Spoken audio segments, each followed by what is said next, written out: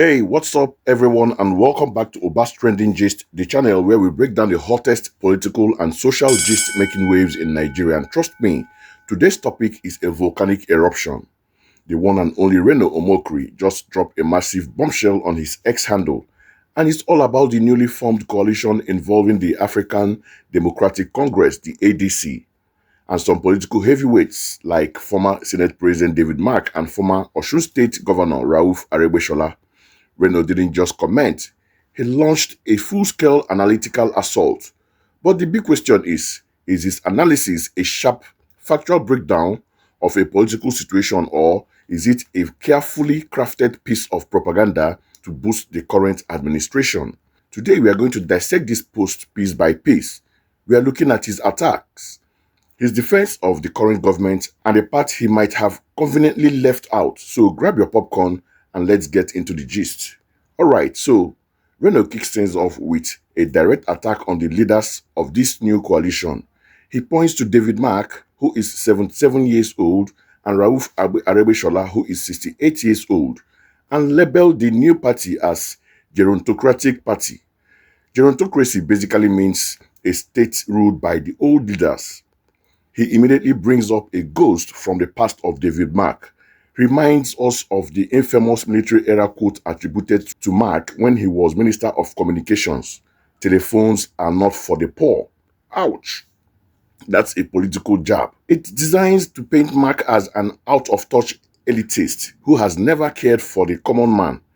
For anyone who remembered that era, that line stinks. He then turns his side to Aregbesola, accusing him of a religious crisis in Osun State over the first major of Christian missionary schools, which led to protest and violence, particularly around the issue of the hijab. So right off the bat, Reno's strategy is clear. Discredit the leaders to discredit the entire movement. He's not arguing about their new manifesto, he's attacking their character and their past actions. He's asking Nigerian youths, can you really trust these people with your future? He then lands his first major punchline. Their only goal, he claims, is to take power from President Tinubu. He says it's not pro-Nigeria coalition, but a pure anti-Tinubu party. Now, let's be fair. Is his criticism valid? The age of political leaders is a constant debate in Nigeria, and the historical baggage of these politicians is real.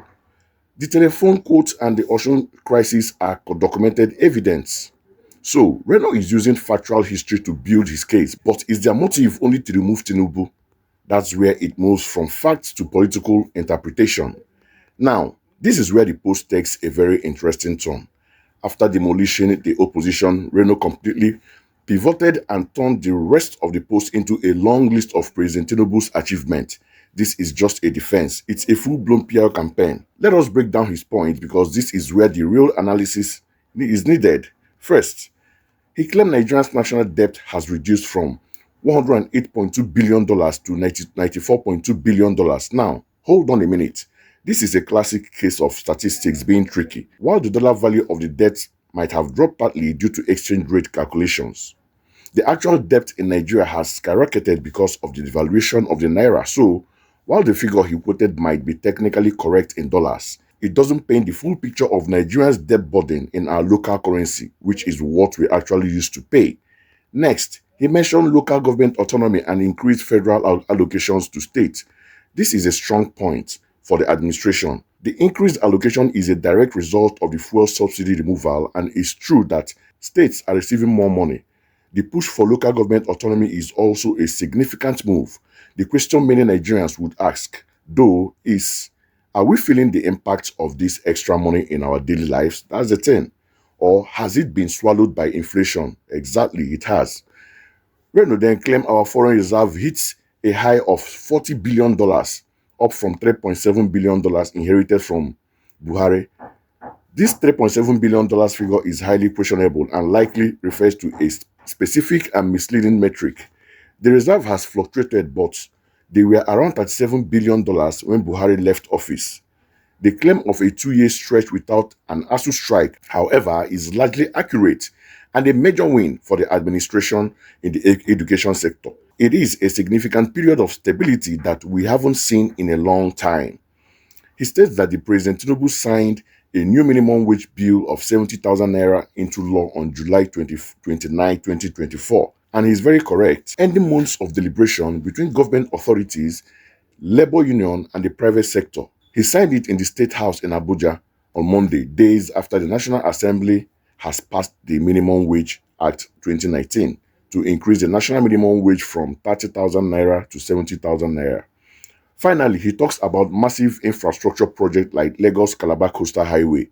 This is definitely happening and it's a huge project, but he conveniently leaves out the massive controversy surrounding it, the lack of transparency in the contract award, the huge costs, and the demolition of businesses to create the path. A balanced analysis would mention both the potential benefits and the significant public concerns. Reno wraps it up with a very strategic conclusion. He says, "It is in Nigeria's best interest to support President Tinubu until he completes his 8 years, then power will go to the north." Wow, let's unpack that. This is no longer just an analysis. It is a political instruction. He's playing the zoning card. He's essentially telling the north, be patient, support Tinubu now, and it will be your turn next. This is a direct appeal to the political power broker who believes in rotational presidency. So what have we seen here? Reno Omokri, a master political communicator, has used a classic formula. So these are the formulas. Demonize the opposition. He used their age and past controversies to paint them as unelectable, glorify the incumbent. He presented a list of achievements, some of which are valid, some are half-truths. Proposed a pathway. He laid a political roadmap that appeals to a specific demography, the zoning advocates in the north.